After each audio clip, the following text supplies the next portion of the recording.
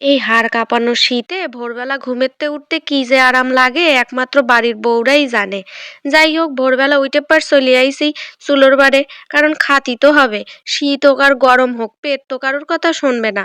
এ জায়গায় আজকে আমি সকালে একদম আমরা সাধারণ মানুষ সাধারণ যা খাই তাই আপনাদের সাথে শেয়ার করব।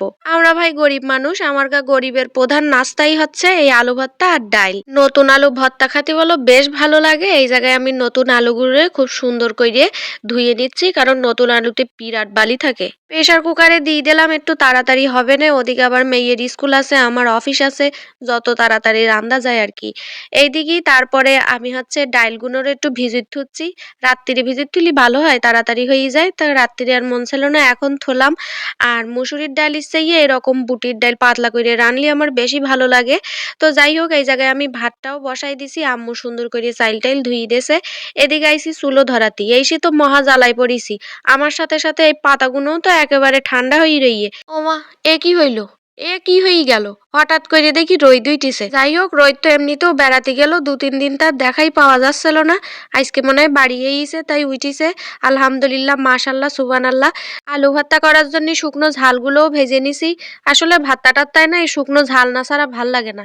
অনেকেই বলে শুকনো ঝাল খালি পেটের জ্বলে, তা জলে জ্বলুক, ভর্তা খাবো যখন শুকনো ঝাল দিয়েই খাবো। যাই হোক, এদিকে আমি হচ্ছে আবার পেস্টটাও ভেজে নিছি। পেস্ট ভাজার পরে এবার তো খালি ডলাডলি করে মাখাই নিতে হবে।